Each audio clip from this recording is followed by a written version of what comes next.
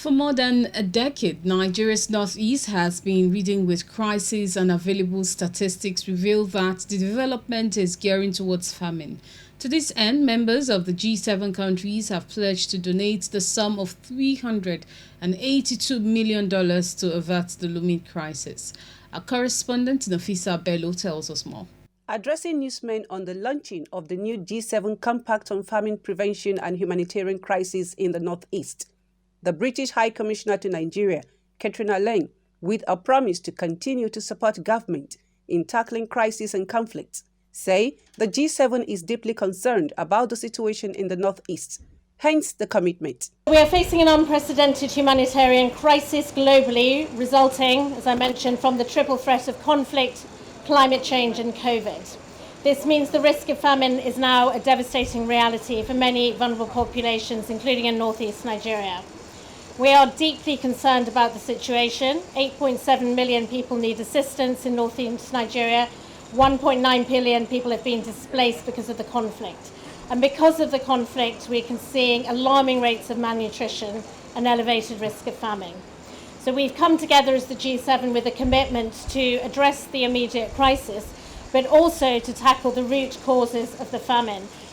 Money is clearly important, but it's not the only issue. It's also about diplomatic action, smarter financing, and much more focus on the root causes of the conflict.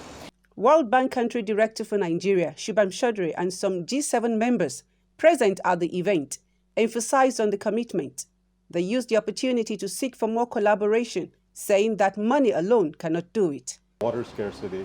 So what we're trying to do is support and work through government. By the way, I should say these are not World Bank funds in the sense that this is financing that goes through the government. Okay, it is meant, think of it as a source of funds for the government's budget. And I think that's where we fit into the overall development landscape to really come in behind government programs. But even more important is to make sure that on the ground in those areas we have really good communication and collaboration between the military authorities, the state government authorities, and also the non-governmental organizations that are working there.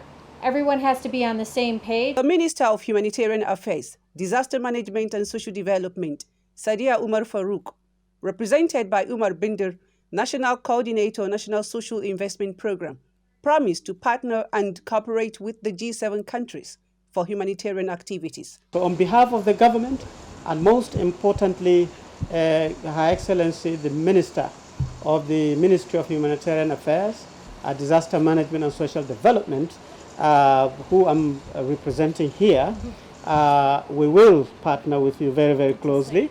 As an arm of this government, we are already working very, very closely with all the governors in the Northeast, and indeed all the governors in Nigeria. The Social Investment Program, which is the series of intervention projects.